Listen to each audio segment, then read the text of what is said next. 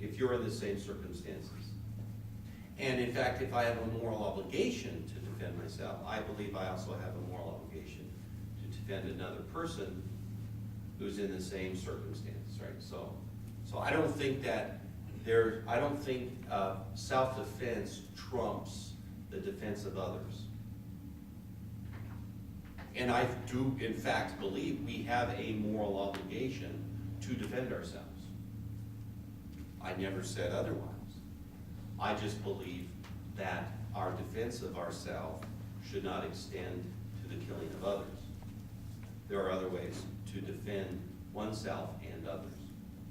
Okay, and we haven't talked about that, but you know that's another thing. You also said that there's a kind of, it's necessary, you know, it's inevitable, it's natural.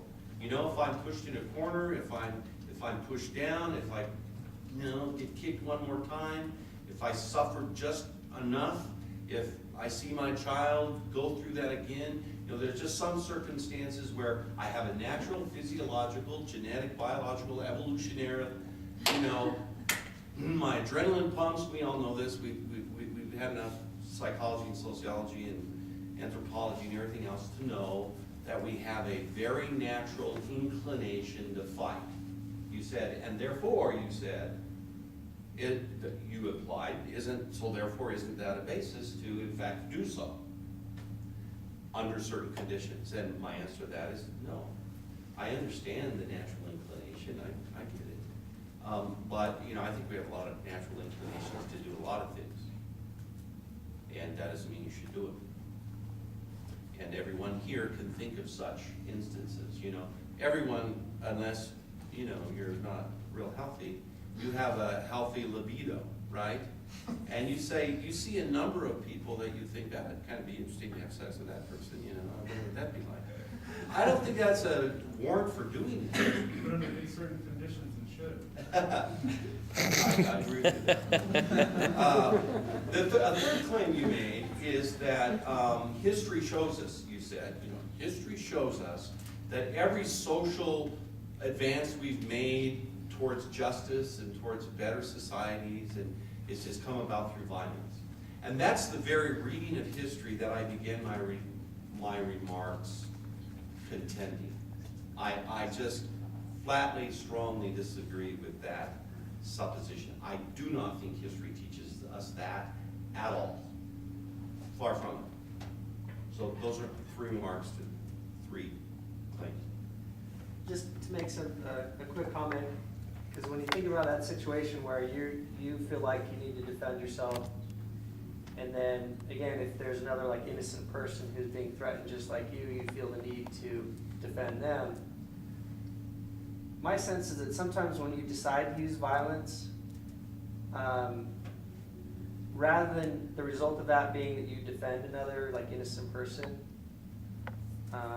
let alone yourself, at times you're even bringing violence down upon that other innocent person. Because it seems like in situations like, say, for example, the struggle of Palestinians against Israeli occupation, there are a lot of ways you could go against resisting the occupation.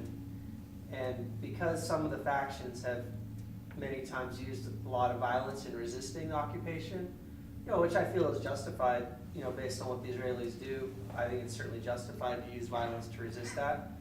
But the practical effect of that oftentimes is that those other people that you say that you are you're fighting on their behalf or trying to protect by using violence, the practical result is that really bad things happen to them oftentimes because of what the Israelis do in response to the violence that you unleash. So when you know, just the idea of like, say, shooting rockets at, you know, towns in southern Israel, even if that's justified, what type of an effect does that have on other people in Gaza when, you know, the entire Gaza Strip gets bombed and schools and hospitals and all these things and big apartment buildings get flattened? So that doesn't necessarily mean that you should never use violence, but if you are going to use violence, you have to be really, really thoughtful about what is the effect going to be, not just for me, because obviously it would suck if I die as a result of like fighting, but what is the result gonna be on all these other people that my actions are gonna indirectly affect, and the misery I'm gonna cause to them? Do they feel like are they supportive of what I'm doing by using violence, or are they not supportive of it? So you have to like take the situation of other people around you into account. True enough. Greg wants to. Yeah, if I can respond a little bit, I think there's three main points that need to be made. And I think that the Palestinian situation is a really good indicator that can be generalized to most of our society, especially under capitalism, which is, yes, it's very easy to say, look at the Palestinians, look what they brought down on themselves. Again, and you don't even have to say they were unjustified in shooting rockets at Israel, or anything they do. At this point, not everything, but the list of things that the Palestinians, it's completely justified or very justified for the Palestinians to do, is huge given the ongoing genocide. So you don't even have to make that claim, but you make this claim, which is, well, look what sort of harm they're pulling down on themselves and their compatriots by their actions. But I think that's a very ideological view, and the reason that it's a very ideological view is because we always have to ask the question, what is the zero sum of no violent resistance being used, right? They have tried the civil rights route. They have tried the pacifist route. Various groups have constantly tried doing this, and one of the big reasons they did, admittedly, was because their initial armed offensive failed. So they tried it a different way. That's failed. Now they're trying it all sorts of different ways. But the zero level of the Palestinian situation is not peace between the Israelis and the Palestinian. It's constant encroachment and murder of the Palestinians at a slower rate, but at just as sure a rate as the bombings and the occupation and the tanks. And so with this example, I would like to, again, generalize it.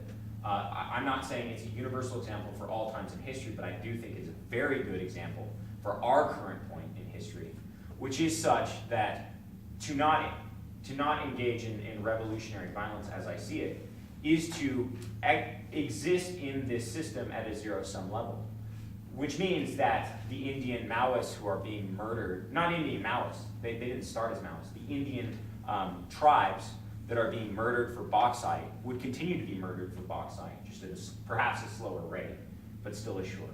Same thing with Papua New Guinea, same thing with the Middle East, same thing with Latin America and the death squads. And so it's vitally important that we I think, in a systemic ideological view, to see violence as systemically inherent, not essential, not human nature, not destiny, not fate, but a systemic feature of our day-to-day existence. And quite often, especially for first world people, that systemic violence is obscured through distance. But just real quick, the second thing is, I think you're absolutely right. I think that in any sort of maxim of violence, we should look to Che Guevara. Che Guevara said, all moral violence is successful violence, which is not transitive. If you do not believe in any legitimate way that your violence will occur, you don't even really have a particularly honest hope that your violence is going to be successful, that your violence is going to cause change. And you can dress it up in all the Marxist or religious or national liberation. If you don't honestly think your violence is going to be successful, if you do it, you are absolutely immoral in doing it. And so in that case, I would definitely agree with you. And I'll just leave the third point because I've gone long enough. If I might just very briefly, I think Greg just said something, two things really important, that are really important, and in my view, one in a positive sense and one in a negative sense. That is, I want to strongly agree with one thing and strongly disagree with another. That is, I think it's really important to understand violence, not simply as bullets coming out of the end of a gun and knives or bayonets being plunged into bodies and bombs being dropped, Capitalism is a form of violence, in my view. It just is. Law, as laws exist in many societies, or many laws in many societies, is a form of violence. There are a lot of ways to name violence, and it is systemic, it is structural, and it is deep. And if we only think of violence as bombs dropping and shots being fired, then we've got a problem right from the get-go.